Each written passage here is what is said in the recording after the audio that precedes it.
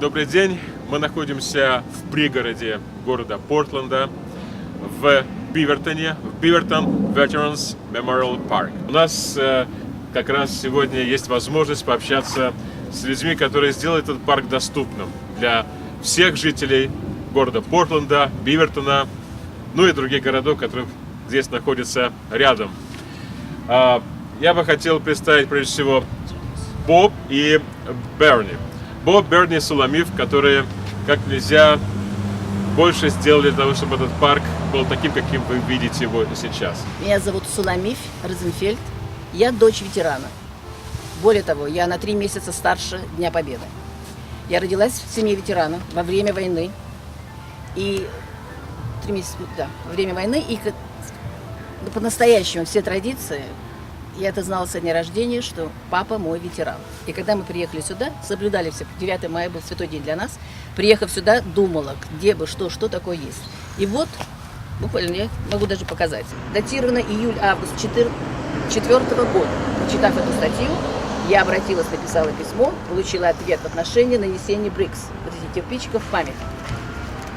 И вот написала я, вот этот был Юсири, ньюзлеттер, датировано 4 годом, июль-август. Прочитала, мужу говорю, поехали посмотрим, достойны ли наши имена быть на этом мемориале. Потому что это делалось для правнуков. 5 правнуков с фамилией Розенфельд и Шо. Приехали, посмотрели достойное место, написали письмо, которое здесь описано, и вот получаем ответ. И таким образом состоялось мое знакомство в 2004 году, уже 11 лет тому назад, Боб. I'm the finance officer of the American Legion Post 124 in Beaverton, and the post pretty much has worked with the development of this park. I'm Bernie Mavison, Vice Commander, now Acting Commander. Could you tell to our listeners and about the history of this incredible park? This park was here for many years, but in 1998 the park was essentially an open park. Right where we're standing now, there were a lot of bushes and this type of thing. The only thing that's here now that's like a memorial is the flag, the howitzer, and the monument that's at the south end of the park.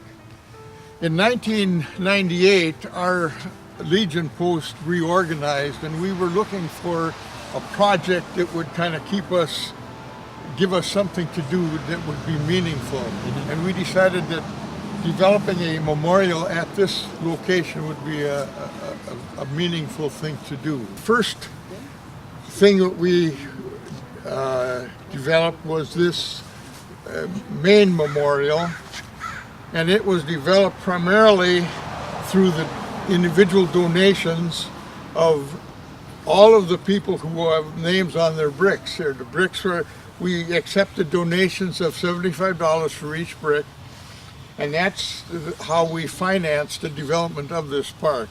Mm-hmm. The park, we started in 1998. This was the initial monument. We then added monuments, or the walls that are on the north and south side. The east and west side, I should say. The east side has names of primarily of veterans that are Japanese American, and the other side is just a group of anyone who wished to donate to the park. So this park is dedicated for all veterans, or to all U.S. Veterans, from other countries as well, right? It's for all veterans from all wars. It's dedicated to veterans of all wars. We have veterans on here who are British citizens. Mm-hmm. We have veterans who were USSR citizens. Mm-hmm. We have veterans who were citizens of a number of different countries. This is my brick. I served in the Army. I served in Korea during the Korean War in 1952. or 1950-52. I served in the Army from 1948 through 52. This is a brick. This is my father's brick. My father was in the First World War. He grew up and lived in a small city in Minnesota, Pierce, Minnesota. This is a brick of my wife's uncle, who was actually from the Netherlands, and he served in the American forces during the Spanish-American War. And this is a brick that's my brother. He has since passed away. Was a seaman during the Second World War. This is a brother of mine who serves in Japan, and that's a son. Здесь кирпичик с именем моего папы. In loving memory, майор Розенфельд, Вторая мировая война. Рядом капитан Шор. Это мой свекор. Ветераны Второй мировой войны. Эти первые две появились, как я говорила, в 2004 году. С этого все началось. И теперь я что еще сделала? In loving memory, доктор Элиза Черная. Это гостья, она в Москве жила. Это коллега, папина подруга нашей семьи. И она была здесь в гостях у меня. Я ее сюда привела, Лизонька, пойдем под фотографию. Когда она сюда вошла, слушай, потрясающе, какая прелесть, как это здорово. И вот она умерла в Москве. И в ее память я поставила этот брик, потому что сердце, душа моя с нею. Дочь, семья живет ее в Москве. Я посылаю, мы держим связь. И это очень такое для меня трогательно. Я вижу здесь очень много советских имен. Здесь Soviet Union Army. Вот здесь я вижу Soviet Union Army. Дальше здесь как много вообще здесь у нас табличек, посвященных ветеранам Советского Союза. На сегодняшний день 50. 50. То есть в этом парке. Значит, в этом парке, вот на этой стене, теперь на этой стене тоже имена наши, да. И на той стене, на той стене также. И, как я понимаю, это еще не конец. Я так понимаю, что продолжение следует, потому что многие, в общем-то, и не знают об этом. А откуда вы берете эти имена? Каким образом складываются? Почему одни попадают сюда, другие не попадают? Попадают все те, кто знает об этом, все те, кто хотят. Okay. Это просто мы теряем из-за того, что мы не знаем. Да. И когда появились эти два, и я в комьюнити вошла в нашу общину, и Израиль Семенович является председателем ассоциации ветеранов. И вот тут тоже здесь, когда пришли, слушайте, должны наши знать, потому что ветеранов у нас тут много. Я так полагаю, что если не каждый, то через семью имеется в семье ветеран. И наверняка есть много людей, достойных, чтобы попасть на эти таблички. Безусловно. Они были занесены в память. Безусловно. И не обязательно, чтобы они жили здесь, не обязательно, чтобы они были похоронены здесь. Просто в память о дядях, о тетях, о братьях, о дедушках, бабушках. Тут тоже очень много имен. Бабушкам и дедушкам, которые умерли здесь, но приходят сюда для души. The Blue Star Memorial has some significance in that during the Second World War, when a family had someone who went into the service, they would put a yellow or a gold star or a blue star in their front porch or in their window. And if someone was killed in that family, they would change that blue star to a gold star. And there were many families during the Second World War that had 2 or 3 stars in the window, and maybe 1 gold and 2 green or blue. And that's what the blue star signifies. Many Americans, sea service personnel have perished and are buried deep in the oceans. And this is a special memorial for those people. It's a 75 millimeter pack howitzer, and it's just it represents the Army and this type of the groups that work with the howitzer, Marine Corps. Шломив, пожалуйста, расскажите об этом обелиске, который посвящен, я вижу здесь, воинам Красной Армии, которые воевали в 41-45 годах. Этот обелиск без надписи постоянно тут находился. Но поскольку наших имен больше и больше, и вышли с предложением Боб и Марф, на тот момент командир, с тем, что Суламиф, мы хотим обозначить ветеранов Советской Армии на этом обелиске. Что ты предлагаешь? Что мы напишем? Давайте подумаем. Таким образом вот родилась вот эта надпись в честь ветеранов Красной Армии, союзников американских союзников во время Второй мировой войны. Это так вот буквально спонтанно получилось, и это они сделали именно в честь Дня памяти в прошлом году. Американцы очень бережно относятся к своим национальным символам и не допускают их осквернения.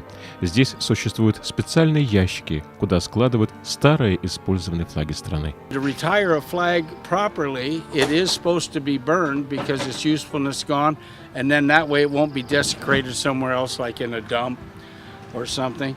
So we take care of the flags by burning them, and then take care of the ashes.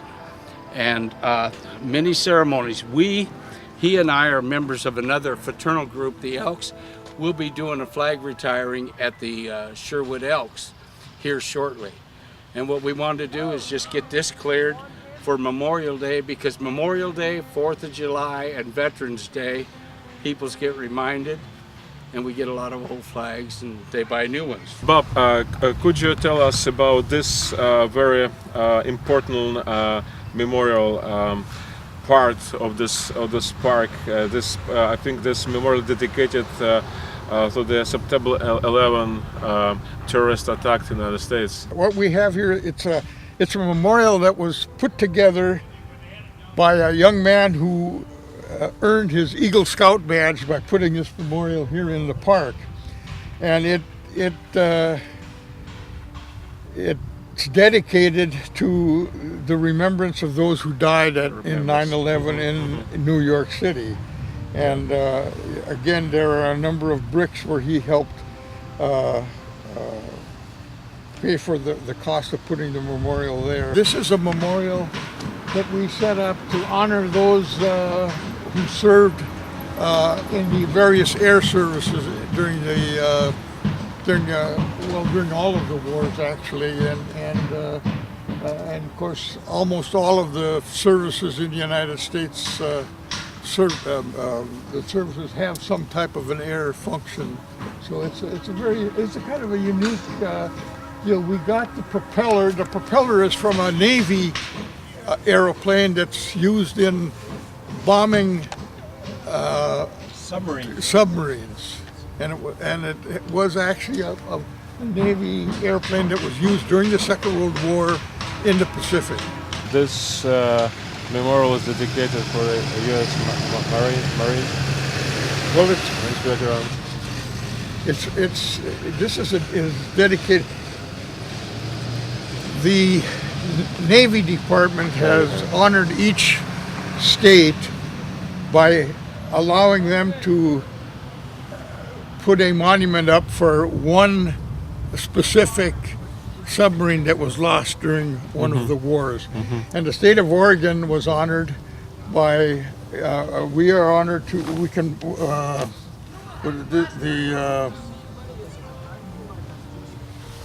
this is the USS Albacore, and it was sunk off of Japan, off of Hokkaido, Japan, late in the Second World War.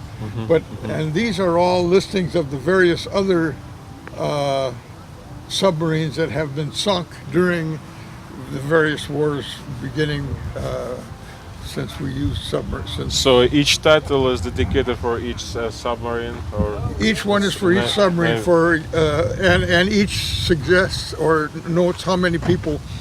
The USS F4 Skate was lost on the 21st of March in 1915.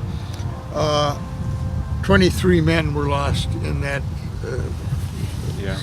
and so on down the line. You can read on each one of those. And each state has been honored with one of those submarines, and they can put up a monument. I don't know what states have been able to do that yet. Вот кратко об этом прекрасном месте. Veterans Memorial Park, который находится в Бивертоне, который вы можете также посетить в любое удобное для вас время. Здесь есть специальные скамеечки для пикника. Здесь вы можете пройтись, почтить память ваших близких, родных, дедушек и бабушек, которые сложили свои жизни в войне, в разных войнах за последние несколько лет. И в заключение мы стоим около очень интересного памятника, который посвящен патриотизму. A monument that honors those Americans who received the Medal of Honor, which is the highest award that is awarded for military service. And all of these veterans are Oregonians or are connected some way with Oregon. And I should say that the Blue Star Purple Heart Memorial is I think the first medal that was ever awarded by the American government. It was awarded by General Washington to Revolutionary War veterans who were hurt during or died during the Revolutionary War. В этом мероприятии участвуют абсолютно все, те, кто чтят память и Memorial Day, День памяти, сам праздник говорит за себя. День памяти 25 мая, действительно, осталось несколько дней, в 11 часов утра состоится вот на этом месте, на открытом воздухе, и здесь заслуживает внимания. Каждый год мы приходим сюда, на этот памятник. Приглашаем всех. Особенно я хочу, тем более те, кто участвовали 25 апреля в празднике встречи на Эльбе, союзников. Вы знаете, где это находится. Мне бы очень хотелось увидеть тех же людей, тех же гостей, увидеть 25 мая, почитающих американский праздник. Мы живем в Америке, празднуем праздники вместе.